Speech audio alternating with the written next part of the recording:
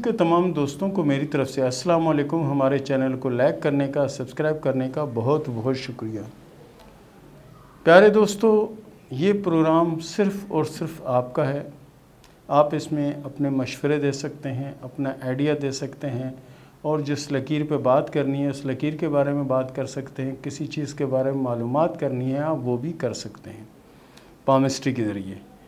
तो प्यारे दोस्तों, एक दरख्वास्त जो मैं करना चाहता हूँ वो ये है कि कुछ दोस्त कहते हैं कि हमारे हाथ में किस्मत की लकीर अच्छी है मगर पैसा नहीं है। किस्मत की लकीर अच्छी है मगर पैसा नहीं है। कामयाबी की लकीर अच्छी है मगर कामयाबी नहीं है। और कुछ लड़कियां कहती हैं कि हमारी शादी की लकीर मज़बूत है, शादी की लकीर गहरी है, हमारी शादी हो जानी चाहिए थी, शादी नहीं हो रही अभी तक, इसकी क्या वजह है। और कुछ कहती हैं कि मैं नाराज़ हूँ या मुझे घर से निकाल दिया है और हाथ की लकीरों के मुताबिक उन्होंने मुझे वहाँ जाना चाहिए था लेकिन मैं नहीं गई। तो प्यारे दोस्तों, देखो एक चीज़ जहन में रखें।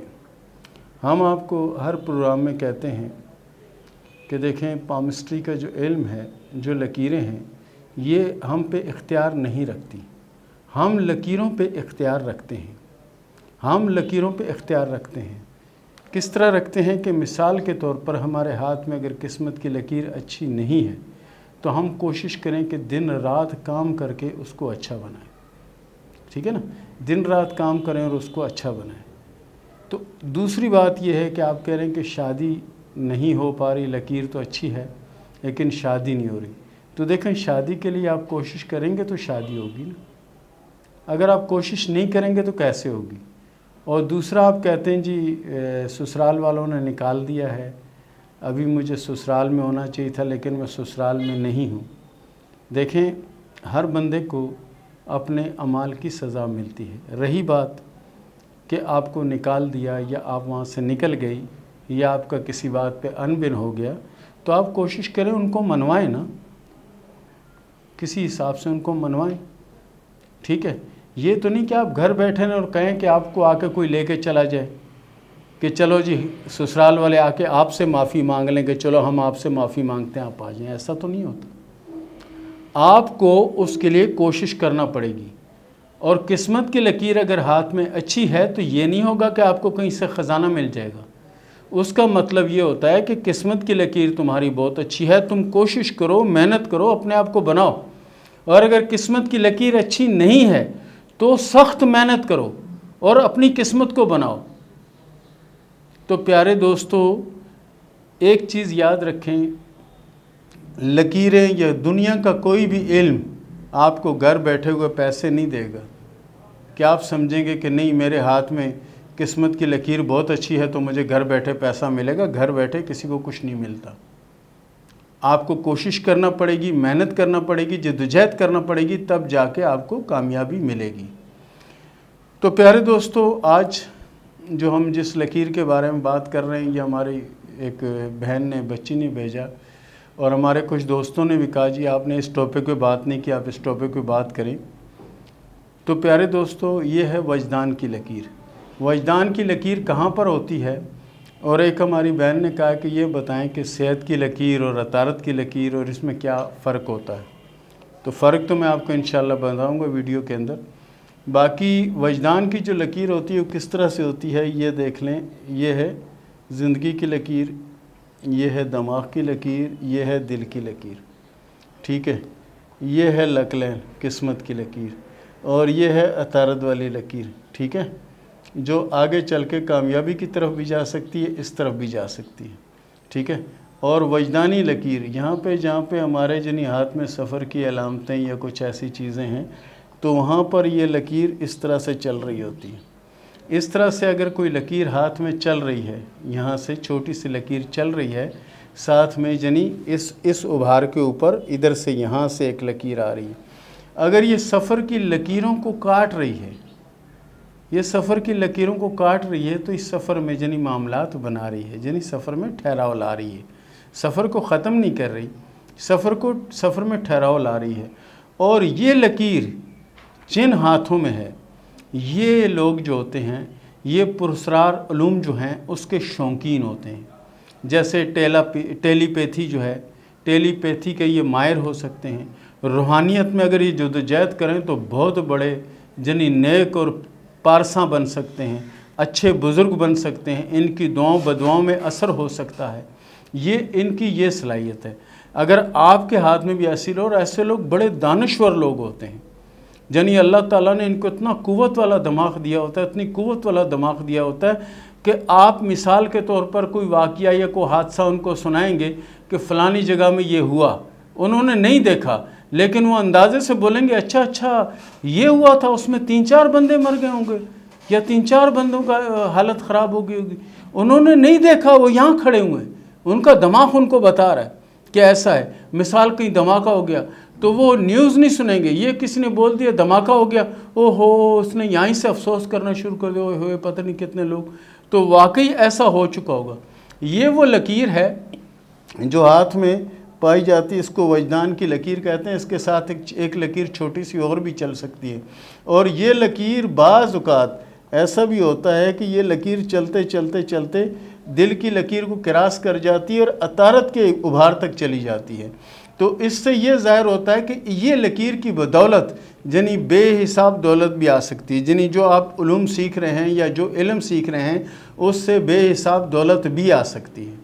यानी ये वो है, टेलीपैथी हो गए, रूहानियत का इल्म हो गया, इल्म जफ़र हो गया, कोई भी ऐसा इल्म, ये लोग उसमें माहिर हो जाते हैं और ये तहकीकार लोग होते हैं, यानी तहकीक करते हैं, हर चीज़ की तहकीक उसकी तर तक जाते हैं, जड़ तक जाते हैं और जड़ तक से वो चीज़ निकाल के लाते हैं। तो प्यारे दोस्तों, इसको अपने हाथ में, अपने दोस्तों के हाथ में, अपने प्यारों के हाथ में ज़रूर देखिएगा।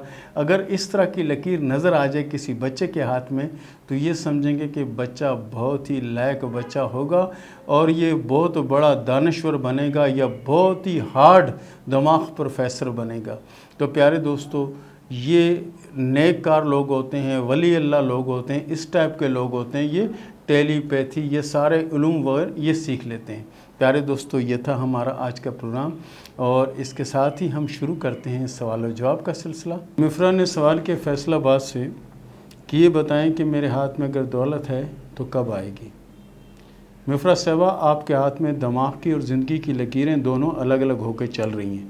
आप जब खुद कमाएंगी तो उस वक़्त आपके पास दौलत आएगी।